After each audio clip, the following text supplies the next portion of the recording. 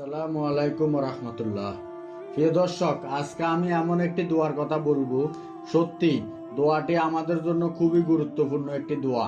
প্রিয় দর্শক, যারা খুব বেশি কষ্টে এবং বিপদের মধ্যে আছেন তারা এই দোয়াটি মাত্র একবার পড়বেন ইনশাআল্লাহ। আশা করি আপনার সমস্ত কষ্ট বিপদ আপদ দূর হয়ে যাবে। প্রিয় দর্শক, এই দোয়াটি শুধুমাত্র আপনার দুঃখ কষ্টকে দূর করার জন্য নয়, এই আমলটি করলে আপনি সমস্ত বিপদ আপদ থেকেও রক্ষা পাবেন।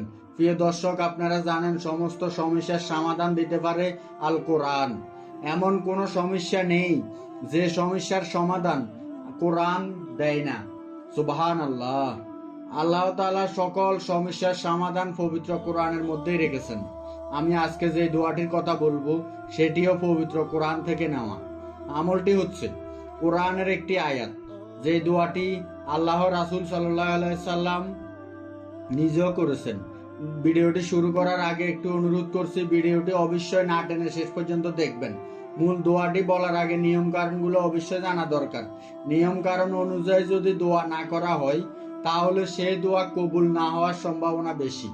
আর যদি নিয়ম কারণ অনুযায়ী কোনো দোয়া করা হয় তাহলে সেই দোয়া আল্লাহ তাআলা খুব তাড়াতাড়ি কবুল করে নেন। আমাদের জানতে হবে কি প্রক্রিয়ায় দোয়া করলে সেটি দ্রুত কবুল হবে।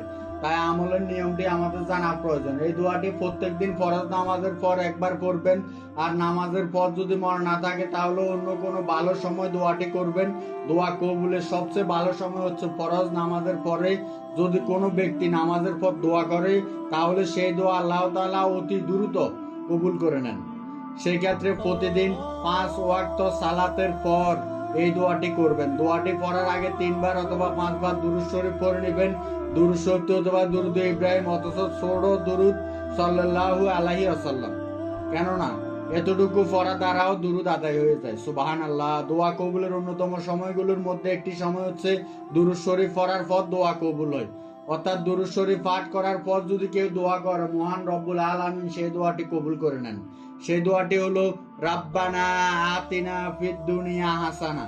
এর অর্থ হচ্ছে, হে আমার প্রভু, হে আমার প্রতিপালক, আপনি আমাকে দুনিয়ার সমস্ত কল্যাণ দান করুন। দোয়াটি খুব ছোট, আমরা অনেকেই জানি, কিন্তু এর অর্থ হয়তো আমাদের অনেকেরই মুখস্থ নেই। আপনি যদি একবার দিল থেকে অর্থটা অনুধাবন করে দোয়াটি করেন, 2 চোখের পানি ছেড়ে দিয়ে মনে মনে ভাববেন যে হে প্রভু, এ দুনিয়ার সমস্ত কল্যাণ আপনার কাছে চাইছি। রব্বানা আতিনা ফিদ দুনিয়া হাসানা। হে আল্লাহ, দুনিয়ার সকল হাসানা আমাকে দাও।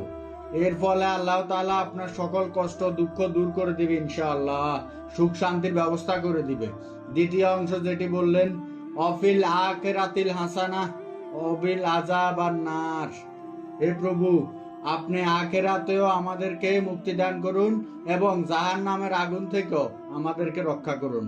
প্রিয় দর্শক, কেউ যদি দ্বিতীয় অংশ বাদ দিয়ে শুধু রাব্বানা আতিনা ফিদ দুনিয়া হাসানা এতটুকু দোয়া করতে চান তাহলেও কিন্তু তা দোয়া আদায় হয়ে যাবে। অথচ চাইলে পুরো দোয়াটি করতে পারেন। আমরা বেশি বেশি এই দোয়াটি পাঠ করব। অবশ্যই আমরা এই দোয়াটি ইতিপূর্বে পাঠ করেছি, তখন অর্থ হয়তো জানতাম না। যারা অর্থ জানে না তারা অর্থভাবে ভালোভাবে মুখস্থ করে তারপরে দোয়াটি করবেন। তার ফলে দিল থেকে আল্লাহ রব্বুল আরশা আজিমে পৌঁছে যাবে। আল্লাহ তাআলা সকল মুসিবত থেকে আমাদেরকে উদ্ধার করবে ইনশাআল্লাহ।